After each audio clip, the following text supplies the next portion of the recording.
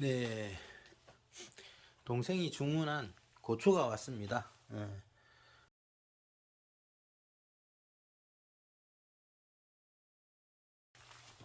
저는 요걸로 했습니다. 저는 약간 중강 수준의 매운맛 있는 요 놈을 했습니다. 종이 보고 목록 보고 주문을 했으니까 제가 기억하기로는 이제 내ben개에 약간 중간 강한 맛의 매운 고추. 예, 저는 이게 동생은 저렇게 많이 하는 게 이제 고추 가루를 내려고 하는 거고, 저는 이제 풋고추 따 먹으려고 하는데 약간 매콤한 게 좋아서 중강 수준의 그 약간 매운맛을 주문했습니다. 지금 이제 4월 말인데 4월 마지막 주인데 아직 고추를 안 심고 있어요, 밭에. 지지대도 아직 안 세웠고 이제 지지대도 세우고 준비를 할까 합니다. 제가 이렇게 고추 모종을 늦게 심는 이유는, 예, 여기 오늘 받아온 거거든요. 근데 지금 한 2주 전, 빠르면 2주 전, 늦으면 일주일 전부터 이제 고추 모종이 나오기 시작했죠.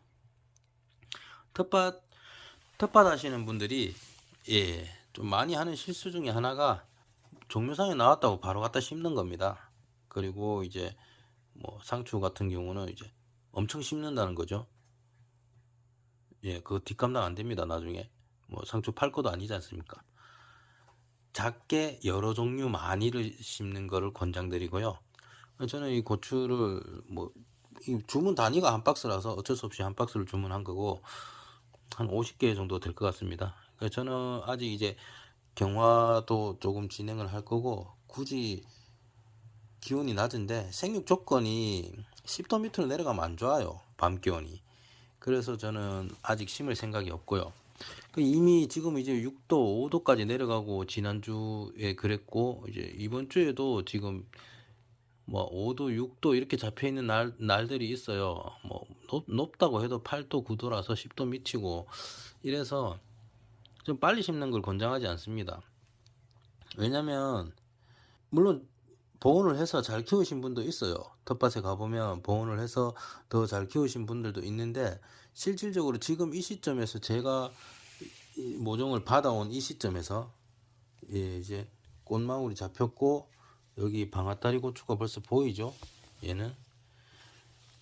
근데 일주일이나 2주일 전에 심었던 고추가 사실상 분양 텃밭에서 상태가 이거보다 좋은 고추가 없어요. 굳이 일찍 사와서 심어서 상태가 안 좋다, 이건 생각 좀 해봐야 될 문제지 않습니까? 그래서 저는 매년 이제 좀 늦게 심는 편입니다.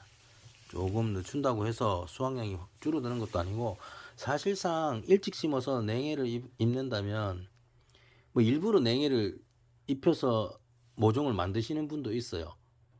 솔잎농원분, 그분은 많은 지식을 가지고 있고 여기에 대한 연구도 실험도 많이 하시는 분이고, 그래서 그분은 이제 초기 모종 씨앗 발화 상태부터 그렇게 관리를 하신 거고요.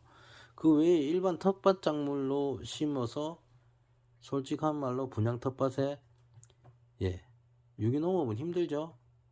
그리고 땅이 막 만들어져 있는 땅도 아니고 그냥 트랙터 친 땅이에요.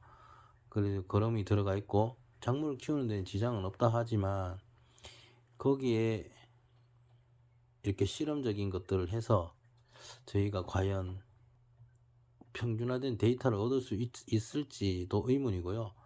그래서 그런 실험 같은 거는 분양 텃밭에서는 추천드리지 않고요. 자기 땅이 있거나 자기가 땅부터 관리를 하고 씨앗부터 파종을 했을 때 그때 실험이 가능한 거라 생각합니다. 그래서 저는 이제 일찍 심어서 덕될 게 없다면 굳이 일찍 심지 않는 걸 택하고 있고요.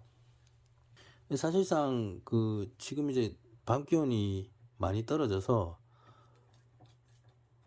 막 냉해 비슷하게 입고 있어요. 애들이 막 힘이 없어요. 낮에는 기온이 좀 올라간다 하더라도 매일 와서 물 주시는 것도 아니고 하니까 힘이 없이 사왔을 때보다 조금 더 컸다 할 정도, 아니면 생장이 아주 멈춰 있는 상태.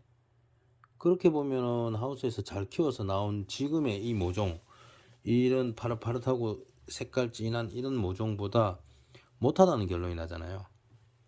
그래서 굳이 일찍 심는 걸 권장하지 않습니다. 그래서 저는 며칠 더 경화를 시킬 거고요.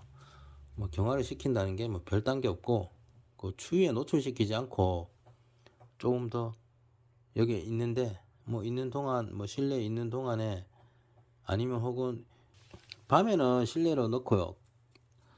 밤 기온을 좀 잡아주기 위해서.